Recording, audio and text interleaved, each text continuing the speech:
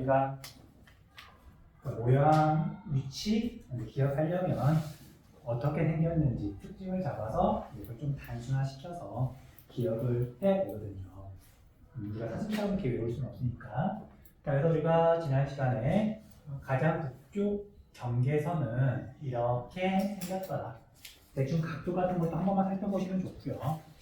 그럼 똑같이 그리자고 한 건 아니니까 이렇게 생겨먹었고 여기는 살짝 이렇게 내려오죠. 자, 여기는 온섬이라는 곳이고 우리나라에서 한반도에서 가장 북쪽이니까 의미가 있더라. 그리고 여기는 백두산이 있고요.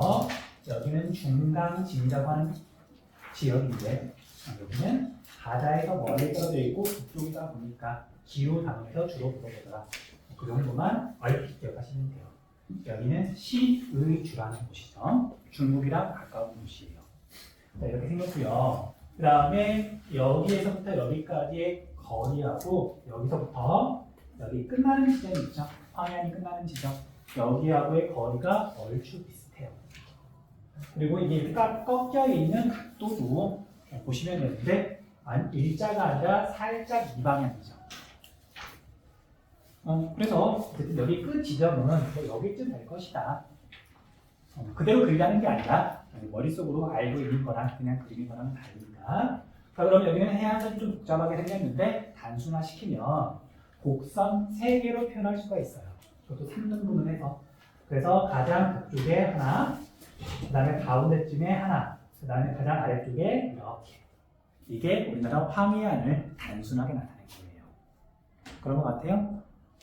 자, 이제 여기서 중요한 건 이제 이런 지점들, 여기 첫 번째 곡선에서 여기 들어간 곳하고 뭐 유도가 같은 곳에 뭐가 있는지, 여기에 해당하는 곳은 동해안에서 어디에 해당하는지 그런 것들 설명할 테니까 이제 그렇게 정리를 하시면 된다고요. 됐죠? 자, 그러면 이제 여기에서 서울은 어디에 있냐면요, 가운데 움푹 들어간 곳. 그리고 우리가 서울은 항구 도시는 아니죠. 서해안에 가깝게 있지만 항구 도시는 아니잖아.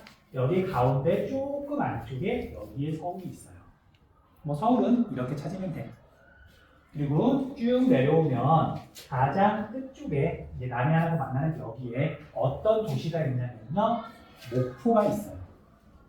그리고 한국사 시간에 일제강점기 때 우리가 황해안 지역은 평야 지역 쌀 농사가 잘 되니까 쌀을 수탈해 가면서 황해안에 있는 항구 도시가 발달했거든요. 그때부터 대표적인 도시가 인천, 목포가 하나 더. 호남 평야에 있는 쌀을 수탈해 가기 위해서 발달한 항구 도시 군산. 그 중에 목포예요. 우리가 서울은 여기에 있고 서울 바로 옆에 인천 있으니까 여기가 인천인 거고요. 자, 그 다음에 자, 이제 아래쪽에서 이렇게 약간 살짝 들어가 있긴 하지만 여기 가운데쯤에 도시가 있거든요. 항구 도시가. 여기가 군산이에요. 그럼 황해안 지역은 이제 우리가 알아야 되는 게 신의주, 인천, 서울 아니면 인천 아는 거니까. 그 다음에 군산, 목포 이렇게 알고 있으시면 돼요. 뭐 지금 다 외울 필요는 없고 이런 곳이 포인트다. 넘어갈게요. 자, 그다음 우리가 동해안 보면은 동해안은 여기서부터 단순하게 그리면 이렇게 내려와서 움푹 들어간 지점이 생기는데 여기 동해안이 한번 크게 꺾이잖아. 그럼 이 움푹 들어간 곳이 어디서 들어가는지 얼마만큼 들어가는지 그것도 한번 살펴봐야 되는 거지. 자, 어디에서 움푹 들어가냐면요, 여기랑 여기 첫 번째 곡선에서 움푹 들어간 곳 있죠. 여기랑 거의 같은 지점이 들어가요. 그리고 얼마만큼 들어갔냐? 여기보다는 조금 더 들어가거든요. 그래서 이런 식으로 그리면 돼요. 그런 거 같니? 그러면 이제 여기서부터 매끄럽게 이제 쭉쭉 내려오잖아. 쭉 내려오다가 동해안 이게 삐죽 튀어나온 곳 하나 있죠. 그럼 얘는 도대체 어디에서 튀어나와 있느냐? 여기하고 같은 지점에서 튀어나와 있어요. 그런 거 같아? 그리고 볼게요. 그럼 이렇게 해서 여기서 살짝 튀어나와 있고 이렇게 내리면 돼요. 조금 위에다 그렸는데 미안해요. 자, 아무튼 다시 그리자. 옆에서 이렇게 그리다 보니까 살짝 위에다 그렸네요. 이렇게 그리면 되는데 여기랑 위도가 똑같은 여기에도 마침 동해안에 있는 두 번째로 큰 도시가 있어요. 튀어나와 있기도 하지만 여기도 알아둘만 해요. 물론 시험에서 자주 물어봐요. 자, 여기에 있는 도시 이름이 포항이에요. 포항. 자, 포항이 뭘로 유명하죠? 포항하면 생각나는 뭐 있을까? 응? 포항. 잘 안 들렸어. 포항 공대. 그렇죠? 포항 공대라고 하는 그 대학이 있잖아. 인구가 50만 명쯤 되는 지방에서는 큰 도시예요. 포항 제철이라고 해서 포스코.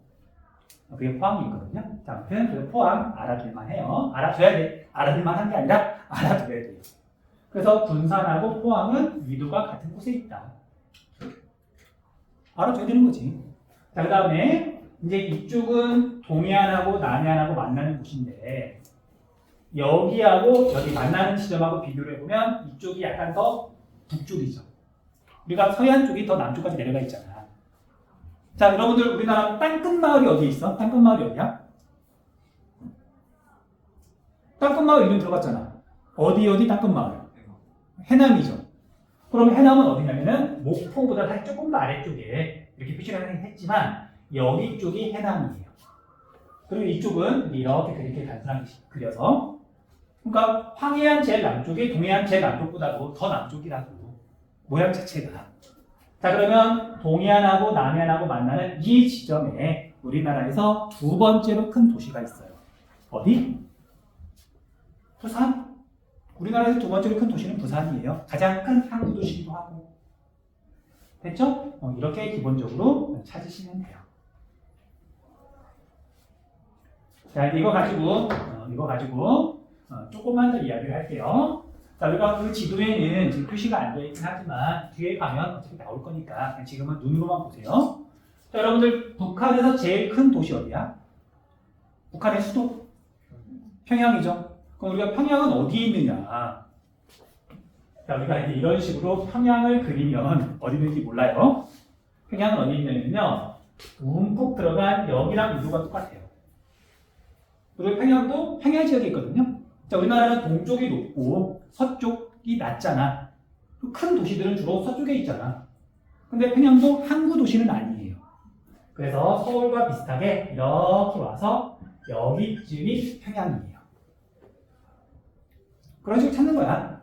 그리고 여기는 뭐 표시가 되어 있으니까 여기는 원산이라고 하는 도시가 있는데 역시 한국사 공부할 때 나와요. 한국 전쟁 때 우리가 이렇게 밀고 올라갔다가 1.14 후퇴 때 겨울에 중공군이 이렇게 오면서 이제 많은 사람들이 이제 후퇴했던 그 도시가 원산이거든요. 아무튼 그 원산이고요. 알아주시면 좋고요. 그 다음에 우리나라 서울은 당연히 워낙 중요해요. 위치도 우리나라 거의 가운데쯤에 있고 그리고 이제 나중에 비교를 하려면 어떤 조건 한 가지는 똑같이 맞춰놓고 다른 조건이 달라짐에 따라서 또 뭐가 달라지느냐 그런 식으로 많이 물어보거든요. 그래서 서울하고 위도가 비슷한 곳에 있는 도시들 당연히 알아줘야 돼요. 보자. 서울, 인천, 위도 비슷해요. 그럼 이렇게 동쪽으로 쭉 가면 서울이랑 위도가 똑같은 곳에 있는 도시. 자, 서울에 경복궁이 있고 경복궁에 정문, 광화문이 있고 광화문에서 정동쪽으로 가면 나오는 곳이 정동진이에요. 광화문에서 정남쪽에 있는 게 정남진이고요. 우리가 정동진만 유명하지. 자, 정동진이 여기에 있어. 정문이 가본 친구 있을 텐데 해 뜨는 장소로 되게 유명하잖아. 모래시계 있고. 자, 정동진이 어느 도시에 있다? 강릉. 강릉은 이렇게 찾는 거예요. 강릉은 되게 매끄러우니까 어디 있는지 여기서 곧바로 찍기는 어렵지만 서울이랑 위도가 비슷하다, 문폭 들어간 곳 위도가 비슷하다. 그렇게 알고 있어야 되는 거지. 됐죠? 그래서 오늘 이렇게 설명하는 지역들 먼저 익히고 단순히 외워지진 않지만 먼저 익히고 여기서부터 이제 살을 붙여 나가는 거예요. 강릉 바로 위에 양양 있고요. 양양 바로 위에 속초 있고요. 속초 위에 고성 있고요. 이런 식으로 살을 붙여 나가는 거지. 넘어갈게요. 자, 그 다음에 우리가 울릉도는 어디 있을까? 울릉도는 서울보다 더 북쪽, 서울보다 더 남쪽. 서울보다 살짝 남쪽이긴 한데 위도가 비슷하니까 역시 많이 물어봐요. 서울과 울릉도는 어떻게 다르냐? 위도는 비슷한데 내륙에 있고 땅 가운데에 있고 얘는 동해 바다 한가운데 있잖아. 뭐가 달라도 다르거든. 어쨌든 비교를 많이 하니까 알아두시라고요. 그 다음에 학생들이 독도 안 그리면 화를 내더라고요. 독도도 있죠? 자, 독도는, 울릉도는 행정구역상 어디에 속한다? 경상북도야, 강원도야? 야, 우리 독도는 우리 땅 노래 있잖아. 2절이 주소로 시작하거든. 경상북도예요. 야, 우리가 어쨌든 삼국지를 공부하자니. 물론 우리나라 땅 어느 지역이든 다 소중하지만 유난히 그래도 이제 우리 한국인으로서 대한민국 사람으로서 좀 알아야 되는 지역들 있잖아. 자, 독도는 당연히 굉장히 중요한 땅이에요. 경상북도예요. 알아두세요. 넘어갈게요. 자, 그 다음에 도시 하나만 더 말하고 이제 다음으로 넘어갈게요. 여기 중강진하고 위도가 똑같은 곳에 있는 동해안에 있는 항구 도시, 여기도 워낙 잘 물어봐서 그냥 체크만 좀 할게요. 여기에 있는 도시는 청진이에요. 청진. 그냥 기후 시간에 되게 많이 물어봐요. 우리나라에서 연 강수량, 비나 눈이 제일 적게 내리는 거. 그래서 많이 물어봐. 그래서 여기 청진 기억할 때도 중강진이랑 위도가 똑같은데, 튀어나와 있는 곳이랑 위도가 똑같은데 동해안에 있는 항구 도시구나. 그렇게 기억을 해야 잊어버리지 않는 거죠.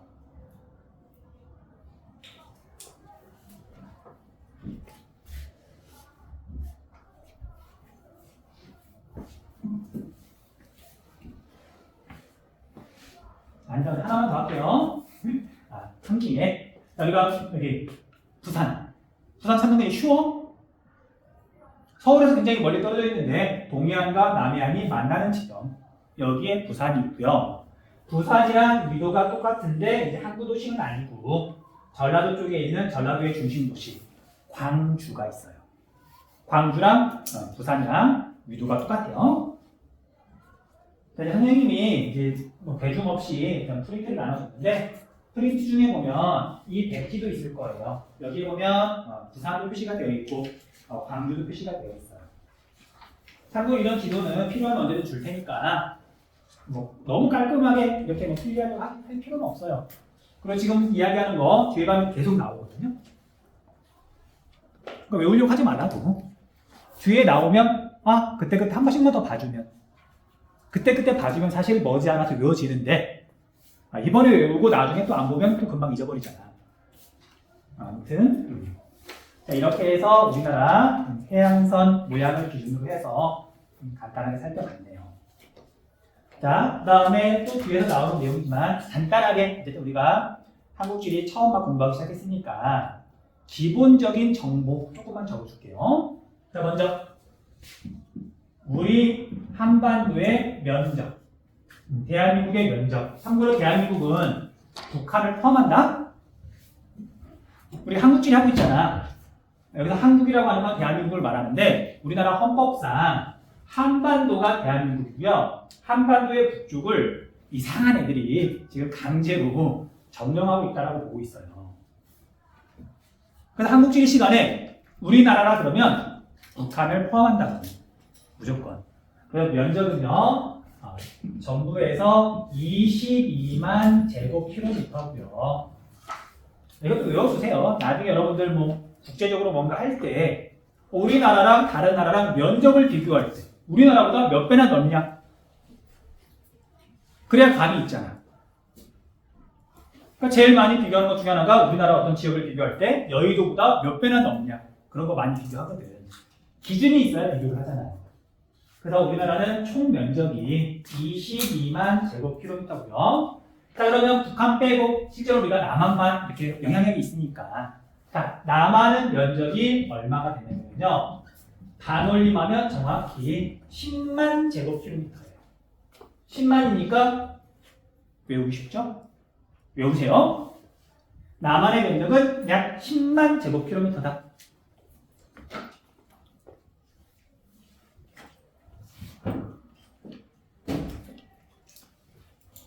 끼워라.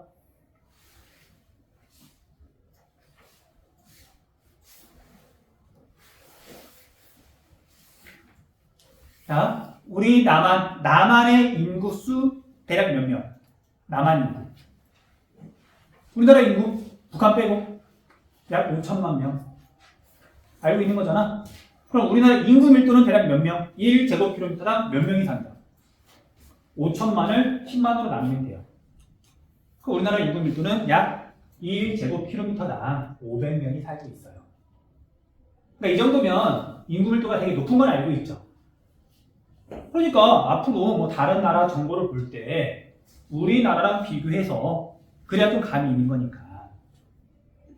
자, 참고로 캐나다 같은 나라는 또는 오스트레일리아 같은 나라는 인구 밀도가 뭐 2명, 3명 그래요. 그럼 감이 오는 거죠. 면적은 훨씬 넓은데 인구수가 훨씬 적더라. 아무튼 넘어갈게요. 자, 그 다음에 중요한 정보는 지금은 그냥 저거만 줄게요. 뒤에 가면 1단원에서 바로 나오거든요. 1, 2단원에서. 자, 이제 우리가 한반도를 이렇게 그렸는데 이제 이걸 숫자로 좀 나타낼 줄도 알아야 돼요. 우리 한반도는 도대체 어디에서 어디까지 있느냐. 범위라고 해야 되나요? 그리고 위도 경도 쉽게 말하면. 그래서 우리나라에서 가장 북쪽은 지난 시간에 얘기했던 것처럼 이 지점이죠. 자, 외우지 마시고요. 지금은 저것만 놓으세요. 뭐 안 적어도 상관없어요. 여기는 북위 43도. 북위 43도. 그 다음에 남쪽에 보면 이렇게 제주도가 있고요. 그 다음에 제주도 남쪽에 보면 가파도가 있고 더 남쪽에 우리나라 가장 남쪽에 있는 섬. 국토 최남단. 작년에 가봤을 텐데? 수학여행 때? 안 갔나? 작년에 제주도 수학여행 갔다 왔잖아요. 그때 안 갔니 혹시? 그런가? 나는 뭐 1학년 다니고 이제 한지 오래돼가지고 작년에 갔는지 안 갔는지 모르겠는데 마라도라고 하는 섬이 있어요. 그게 우리나라 제일 남쪽이거든요. 땅끝마을 해남은 육지 중에 제일 남쪽이고 우리나라 영토 중에 우리나라 땅 중에 제일 남쪽은 여기 있는 마라도예요. 자, 마라도의 위도는 몇 도냐면요 33도. 북위 33도. 알아주시면 돼요. 이건 기본적으로 외워야 되는 거야. 학년이 바뀌면 당연히 3월달에 친구들 이름도 외워야 되고 뭐 기본적으로 외우듯이 이것도 외워야 되는 거예요. 한국지리를 기본적으로 하려면. 자, 그 다음에 제일 북쪽과 남쪽 가운데를 지나가는 위선이 있어요. 가운데. 여기에 위도가 몇 도일까? 더한 다음에 2로 나누면 되잖아. 근데 이미 여러분들 알고 있어요. 384. 북위 38도가 우리나라 가운데야. 됐죠? 대충 그릴게요. 북위 38도, 서울보다는 조금 북쪽이에요. 서울은 38도가 조금 안 돼. 자, 그 다음에 가장 서쪽. 저희가 경도에 대한 개념은 별로 없을 텐데, 이건 그냥 적어줄게요. 자, 경도는 몇 도냐면요, 동경 124도예요. 동경이라는 건 영국에 있는 그린치 천문대를 기준으로 동쪽으로 124도만큼 떨어져 있다는 뜻이야. 나중에 설명해 줄게요. 여기서부터 우리나라 가장 동쪽은 어디야? 여기는 가장 서쪽이고요. 신해지 옆에 만도, 비단섬이라고 하는 섬이 있는데 거기가 가장 서쪽이야, 우리나라. 그럼 가장 동쪽은? 독도지. 독도 이렇게 섬 긋고요. 독도는 131도 52분이라고 정확하게 적어줄게요. 반올림하면 132도거든요. 132도. 자, 이거 상식이니까 여러분들 1도는 우리가 각도상으로 보면 얼마 안 크지만 지구에서 1도면 엄청 거리가 멀어지잖아. 지구는 엄청 크니까. 그래서 1도를 쪼개가지고 나타내요. 자, 그럼 1시간은 몇 분이야? 60분. 131도 52분. 같은 분이에요. 그래서 1도는 60분이야. 자, 그래서 우리가 독도는 131도 52분에 있고요. 반올림하면 그냥 132도라고 말을 많이 해요. 그래서 여러분들 앞으로 이제 우리가 문제를 보면 알겠지만 독도에 대해서 물어본다. 반드시 제시하는 게 뭐냐면 이 값이에요. 독도는 가장 동쪽에 있어서 의미가 있는 거니까. 이해돼요? 자, 33도가 나왔다. 그럼 다른 거 볼 것도 없이 마라도요. 우리나라에서 가장 남쪽이니까. 네, 그런 기본적인 정보들이에요. 자, 그 다음에 이제 상식 하나만 더 말하고 다음으로 넘어갈게요. 자, 그래서 우리나라 가운데는 38도. 여기랑 가운데도 이렇게 있겠죠. 여기 지점. 자, 이 지점 사람들은 여기가 우리나라의 가운데야. 사람으로 치면 배꼽에 해당해. 그래서 배꼽 축제를 열면서 지역 홍보를 해요. 자, 우리나라에서 배꼽 축제가 열리는 곳, 위도하고 경도를 따졌을 때 가운데인 곳, 여기는 강원도 양구라는 곳이에요. 양구. 자, 그래서 실제로 양구에 가서 보면은요, 호수에다가 인공섬을 만들어놨어. 인공섬 모양이 우리 한반도 모양이에요. 그러니까 상징적인 의미가 있는 거잖아. 그래서 어쨌든 강원도 양구는 위도 경도를 따졌을 때 우리나라의 가운데다. 배꼽 축제가 열린다. 종종 물어보거든요. 기억해 두시면 좋아요. 자, 일단 여기까지 정리하시고요. 잠깐 시간 줄게요.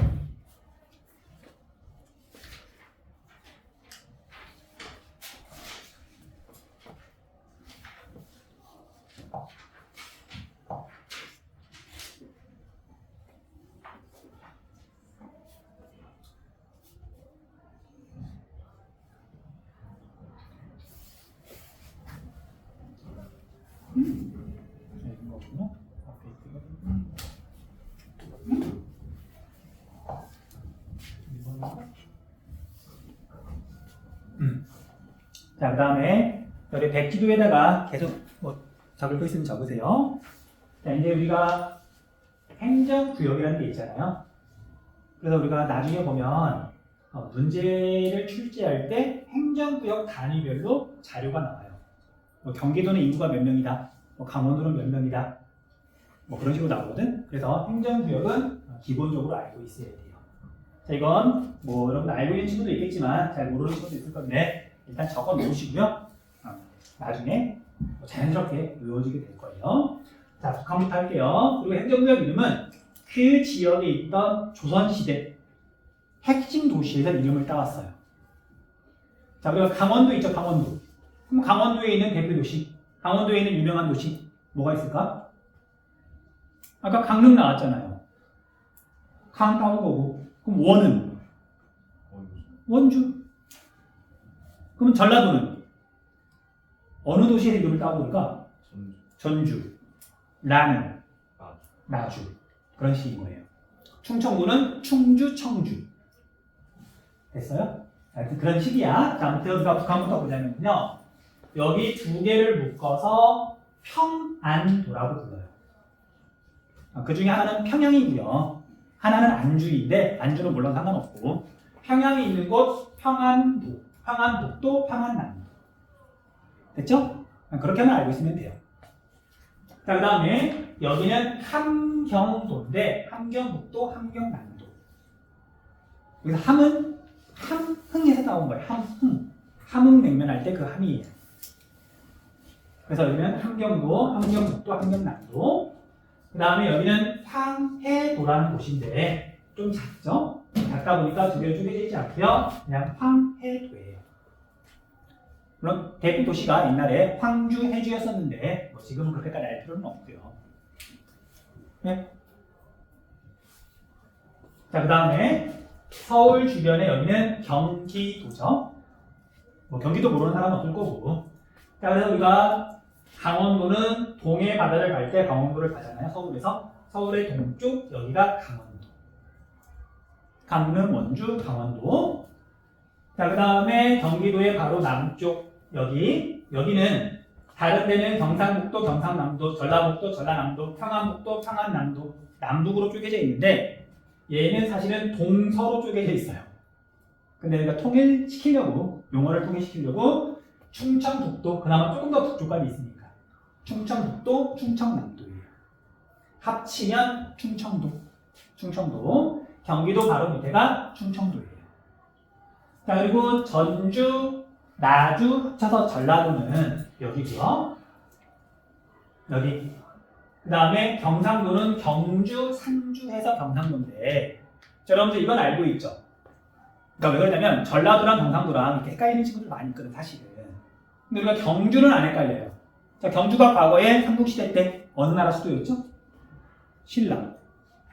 고구려 백제 신라, 우리 초등학교 때 배우잖아. 신라가 이쪽이잖아. 경주는 여기에 있거든요. 그러니까 경상도가 옛날 신라 땅이었구나. 주로. 그래서 이쪽이 경상북도, 경상남도. 여기가 전라북도, 전라남도. 그렇게 구분하시면 돼요. 됐어요? 뭐 행정구역 이름이야 여러분들 살면서 뭐 많이 들어봤을 테니까 지금은 이렇게만 하고 넘어갈게요. 나중에 가면 각 행정구역별로 인구가 어떻게 되는지 그것도 대충은 알고 있어야 돼요. 뭐 1년 동안 공부하는 게 각 지역에 대해서 공부하는 거라서 넘어갈게요.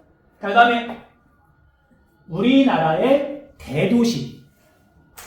여기서 말하는 대도시는 물론 인구도 많기도 하지만 특별시, 광역시를 말해요. 그런 거 말고 일반 시도 있거든요. 안양시, 뭐 광명시. 얘네들은 그냥 일반 시예요. 아까 나왔던 포항시거든요. 그런 거 말고 특별시와 광역시, 대도시. 자, 얘네들은 당연히 알고 있어야 돼요. 왜 그러냐면 여러분들 오늘날 우리나라 대한민국을 보면 남한만 놓고 보면 인구가 100명이라고 그랬을 때 몇 명 정도가 도시에 살고 있을까? 100명 중에 90명 정도가 도시에 살고 있어요. 그러니까 대부분의 사람이 도시에 살고 있으니까 우리 한국 지리에서 중요한 건 도시야. 사람이 살기 때문에 중요한 거거든. 그래서 이 대도시는 기본적으로 알고 있어야 돼요. 위치, 이름, 기본적인 특성 알고 있어야 돼요. 물론 앞으로 계속 설명해 줄 건데 지금 설명하는 건 좀 적어 놓으시고요. 얘는 되도록이면 외우세요. 그러니까 이게 안 되면 이제 지리 시간에 나랑 대화가 안 되는 거지. 뭐 지금은 모르겠지만 지금 모르는 게 당연하지만 당연히 복습해서 우리가 도시 지역은 알고 있어야 돼요. 자, 서울 움푹 들어간 곳의 가운데쯤. 서울. 자, 서울의 인구는 대략 몇 명 정도? 약 1000만 명. 1000만 명. 우리나라 인구 약 5천만 명. 그 중에 서울에 1000만 명이 살아요. 5분의 1이 살죠. 자, 그럼 여기 서울은 우리 남한에서 면적이 얼마쯤 될까? 몇 퍼센트쯤 될까? 서울의 면적은 남한의 몇 퍼센트쯤 될까? 0.6%예요.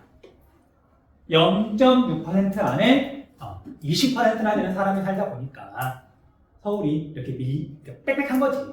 땅값 비싼 거죠. 됐어요? 자, 나온 김에 자, 제주도는 서울의 면적이 3배쯤 돼요. 1.8%. 그러니까 그렇게 넓지 않아. 제주도가 따로 떨어져 있다 보니까 좀 크게 느껴지는데 다른 지역이랑 비교해보면 전라남도만 하더라도 제주도가 몇 개나 들어가잖아.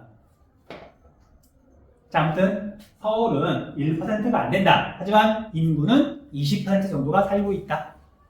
그 정도는 알고 있어야 되죠. 넘어갈게요. 자, 그 다음에 서울에서 바로 왼쪽, 서쪽으로 가면 서울이랑 붙어 있어요. 실제로는 인천이에요. 인천광역시죠. 자, 인천의 인구는 약 300만 명 정도. 300만이라고 알고 있으면 돼요. 300만 명. 뭐 인천국제공항 있고요. 뭐 차이나타운 되게 유명한 거 있고 그 정도만 지금 알아두면 될 것 같아. 자, 그다음 우리가 아까 부산 했었죠. 부산. 동해안과 황해안이 만나는 아니 남해안이 만나는 끝지점. 여기가 부산이에요. 부산. 자, 이런 걸 설명해주지 않으면 이제 학생들이 울산, 부산 많이 헷갈려야 해. 근데 울산은 동해안이야. 부산은 동해안과 지금 남해안이 만나는 곳이잖아요. 부산부터 찾는 거고, 부산이랑 울산이랑 붙어 있는 거고. 자, 어쨌든 부산은요, 우리나라에서 가장 큰 항구 도시고요. 인구는 약 350만 명 정도. 인구 수도 외우셔야 돼요. 나중에. 지금은 적어놓기만 하고요. 외우셔야 돼요. 자, 그 다음에 부산하고 붙어있는 울산. 울산은 인구가 100만 명이 조금 넘어가요. 조금 넘어가요.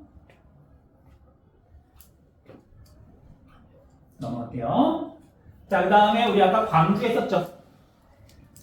부산이랑 유도가 똑같은데 광주는 항구 도시는 아니고 약간 내륙에 있는데 부산이랑 유도가 똑같다. 전라도의 중심 도시.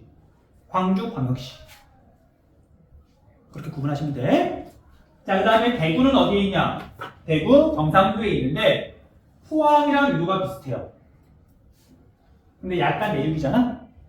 그렇게 해서 대구를 찍으면 되는 거지. 뭐 비난하는 건 아니고요. 지난 시간에 말했던 것처럼 이렇게 표시하고 대구라고 이렇게 틀게 해놓으면 나중에 못 찾는다고. 하지만 저렇게 점을 찍더라도 포항하고 유도가 비슷한데 약간 내륙이구나. 머릿속으로 생각하고 점을 찍으면 나중에 당연히 구분할 수 있는 거고요. 그 다음 대전은요. 충청도에서 약간 남쪽에 있는데 얘가 대전이고요. 그 다음에 대전이랑 붙어있는 데가 세종시예요. 자, 세종특별자치시인데 여기도 이제 인구가 아주 많은 건 아니지만 어쨌든 특별한 용도로 만든 도시라서 이제 광역시는 아니지만 광역시랑 거의 동등해요. 그래서 대전과 세종시가 어쨌든 붙어있다 정도만 체크를 좀 해줄게요. 자, 인구는 울산이 100만 명이 조금 넘고요. 100만이라고 적어놓으시면 돼요. 대구는 250만 명 정도. 250만 명 정도. 그 다음 광주하고 대전은 둘 다 인구가 150만 명 정도예요. 150만 명 정도. 둘 다 비슷해요. 그놈이 그놈이야. 그 다음에 세종특별자치시는 인구가 되게 빨리 늘어나는 중이라서 뭐 자료를 또 찾아봐야 되겠지만 한 40만 명 정도 될 거예요. 40만 명이 조금 안 되든지. 세종특별자치시. 자, 이렇게 해서 행정구역 정리했고요. 넘어갈게요. 자, 그다음 이 지도에다가 이제 우리나라 주요 산맥 몇 가지만 이렇게 좀 적을게요. 산맥.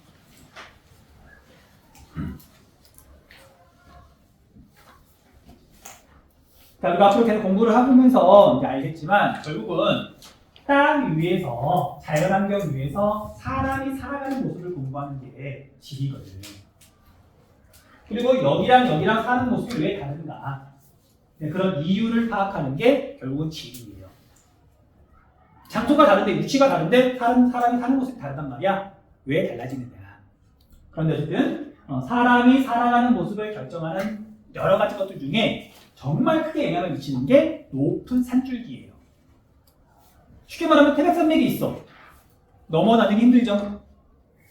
양쪽이 당연히 다를 거 아니야. 이해돼요? 그럼 낮은 산줄기 말고 가장 높은 산줄기 몇 개만 대략적인 위치 그리고 이름 기억해 두셔야 돼요. 자, 봅시다. 자, 어두운 색이 이제 당연히 산인데 쉬운 것부터 할게요. 강원도 북쪽부터 시작해가지고 동해안으로 치우쳐 있고요. 이렇게 포항 가까이 뻗어 있는 여러분들도 알고 있는 무슨 산맥? 태백산맥? 얘가 태백산맥이에요. 태백산맥. 자, 그래서 여러분들 나중에 대학생이 되면 전국 각지에서 친구들이 올 거야. 그런데 강원도에서 왔는데 태백산맥의 동쪽에서 온 친구들, 강릉이나 속초에서 온 친구들하고요. 태백산맥의 서쪽, 원주나 춘천에서 온 친구들하고는 많이 달라요. 말부터 달라요.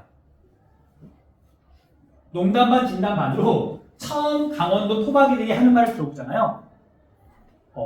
간첩 같아요. 북한이랑 말투가 비슷하거든요. 왜냐면 여기 동해안 지역은 북쪽 남북으로는 이동이 쉽거든. 동서로는 태백산맥이 많으니까 힘들지만. 그래서 선생님이 대학교 때 후배가 강릉에가 왔거든요. 나 그 탈북민인 줄 알았어. 근데 알고 봤더니 그냥 강원도 강릉 사람이더라고요. 나중에 아마 느낄 날이 있을 거예요. 자, 태백산맥. 그리고 태백산맥에서 이렇게 뻗어나와서 전라도와 경상도를 나누는 높은 사투리가 있으니까 경상도 사투리, 전라도 사투리 사람이 사는 곳이 다르단 말이야. 이 산맥 이름이 소백산맥이에요. 소백산맥. 이렇게 뻗어 있는 게 소백산맥. 자, 그리고 북한도 이쪽 지방하고 이쪽 지방하고 달라요. 그래서 여기 가운데에 이렇게 뻗어 있는 산맥이 있는데 이 산맥이 낭림산맥이에요. 낭림산맥. 낭림. 굳이 안 적어줄게요. 뒤에 가면 또 나와. 지역 단원에서 당연히 나오니까 외우는 건 그때까지 외우세요. 자, 그리고 여기 되게 새카만 데는, 새카만 어두운 데는 여기가 대마고원이거든요. 이름은 들어봤죠? 지금은 넘어가시면 되고요. 넘어가시면 되고요. 그 다음에 여기가 함경도잖아. 이렇게 뻗어 있는 게 함경산맥이에요. 함경산맥. 그래서 산맥은 기본적으로 이제 4개를 알고 있으시면 되고요. 나머지 산맥은 이름은 몰라도 상관없어요. 함경도의 함경산맥, 낭림산맥, 세백산맥, 소백산맥. 이렇게 기본적으로 파악해주세요. 자, 이거 뭐 이해하는 건 아니니까 어쨌든 좀 빨리 나갈게. 좀 더 할게요. 자, 산맥을 일단 정리했으면 우리나라에 있는 유명한 산. 유명한 산 몇 개는 또 알고 있으셔야 돼요. 자, 우리가 이게 하나 있죠? 백두산. 자, 백두산의 높이. 자, 우리나라에서 제일 높은 산이잖아. 우리가 백두산이 제일 높은 건 알고 있잖아. 높이가 얼마쯤 되느냐. 정확하게는 모르더라도 대략 어느 정도야? 그 정도 감은 있어야죠. 2747m예요. 2700m가 조금 넘는다. 그럼 남북한 합쳐가지고요. 2000m가 넘어간다. 굉장히 높은 산이에요. 참고로 남한에는 2000m를 넘어가는 산이 없어요. 북한에만 있어. 됐어? 그다음 자, 이제 높은 산줄기를 따라서 이렇게 내려오다 보면 자, 여기에 금강산 있죠. 금강산. 자, 금강산 한국지리 시간에 물어볼까 안 물어볼까? 많이 물어봐요. 워낙 유명하잖아. 특징도 뚜렷하고. 자, 금강산 있고요. 더 내려와서 보면 설악산 있어요. 자, 휴전선이 이렇게 있으면 태백산맥 위에 있는 산들인데 남쪽에 설악산, 북쪽에 금강산. 휴전선에부터 비슷하게 떨어져 있어요. 참고로 설악산은 남한에서 3번째로 높은 산이거든요. 유명하기도 하고 국립공원이기도 하고 사람들이 여행도 많이 가고 얘도 굉장히 자주 물어봐요. 설악산. 자, 오대산은 넘어가도 되고요. 그 다음에 태백산맥에서 갈라져 나온 소백산맥을 따라가다 보면 제일 남쪽 끝에 지리산이 있어요. 자, 지리산 체크해주세요. 지리산 체크. 지리산 정말 많이 물어봐요. 이름이 지리잖아. 물론 중요해요. 남한에서는 한라산 다음으로 높아요. 근데 우리가 한라산은 제주도에 있잖아. 육지에서는 지리산이 제일 높고요. 제일 큰 산이고요. 우리나라 국립공원 1호예요. 제일 먼저 국립공원이 됐어. 위치는 전라북도, 전라남도, 경상남도 그 사이에 있거든요. 나중에 다시 한번 이야기할게요. 높이는 1915m. 2000m가 조금 안 돼요. 뭐 그 정도만 해주시면 될 것 같고요. 그 다음 한라산은 제주도. 그냥 제주도 자체가 한라산이고 한라산이 곧 제주도예요. 아무튼 이 한라산은 높이가 옛날에는 1950m라 그랬는데 몇 년 전에 다시 정확하게 측정을 해봤더니 1947m로 나왔어요. 어쨌든 남한에서 제일 높은 산은 한라산이다. 한라산이다.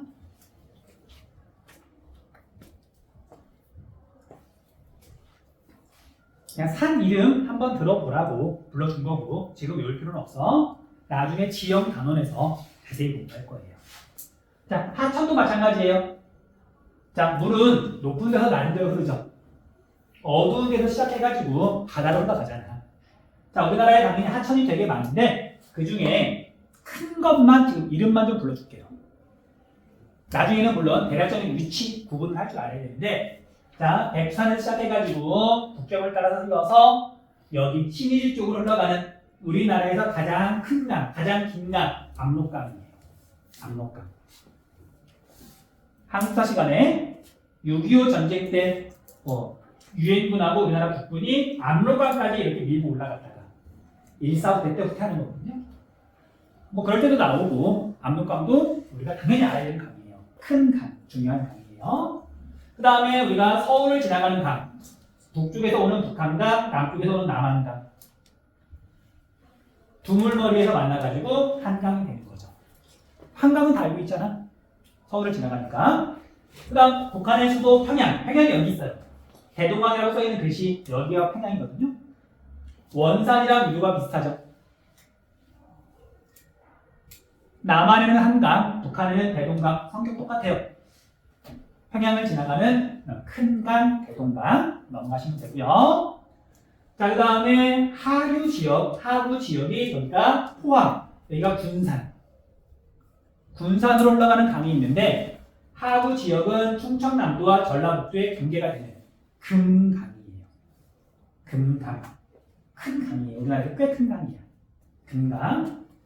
자, 그 다음에 태백산맥에서 시작해가지고 남쪽으로 이렇게 흘러서 안동 지나가고 대구 지나가고 이렇게 꺾여서 부산으로 흘러드는 강. 남한에서는 제일 긴 강이에요. 낙동강. 낙동강이에요.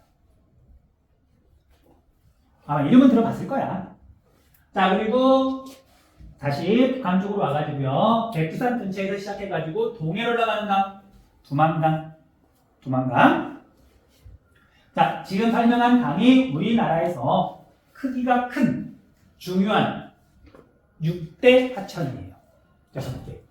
압록강, 대동강, 한강, 금강, 낙동강, 두만강. 자, 우리나라는 동쪽이 높잖아. 그러니까 큰 강들은 서쪽으로 흘러요.